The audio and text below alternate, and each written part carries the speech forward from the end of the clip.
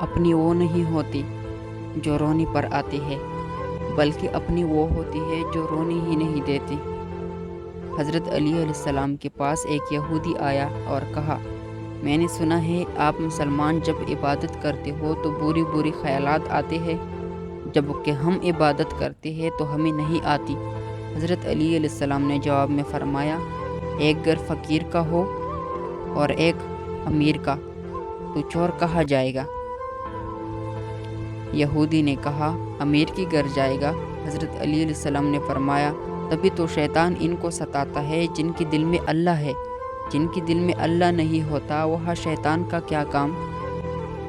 اگر کوئی شخص بھوک مٹانے کے لیے روٹی چوری کرے تو چور کے ہاتھ کاٹنے کی بجائے بادشاہ کے ہاتھ کاٹے جائے۔ رزق کے پیچھے اپنا ایمان خراب مت کرو، کیونکہ رزق انسان کو ایسی تلاش کرتا ہے جیسے مرنے والے کو موت۔ جب لوگ آپ کو اپنی اوقات دکھائے تو آپ یقین کر لینا چاہیے کہ وہی ان کی اصل اوقات ہے۔ آنسو کا ہر قطرہ دنیا کی ہر چیز سے زیادہ مہنگا ہے، لیکن کوئی اس کی قیمت اس وقت نہیں جان سکتا جب تک وہ اس کی اپنی آنکھ سے نہ نکلے۔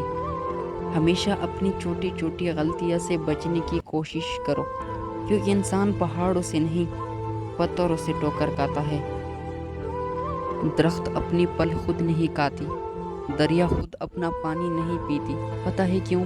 کیونکہ دوسروں کے لیے جینا ہی اصل زندگی ہے۔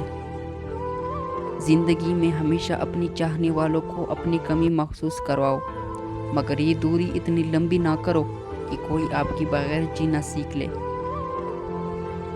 انسان چہرہ تو صاف رکھتا ہے جس پر لوگوں کی نظر ہوتی ہے، مگر دل کو صاف نہیں رکھتا جس پر اللہ کی نظر ہوتی ہے۔ جس گھر میں چڑیا گھونسلہ بنا دے تو سمجھ جاؤ کہ تمہارے گھر میں کوئی بڑی خوشی آنے کی قریب ہے۔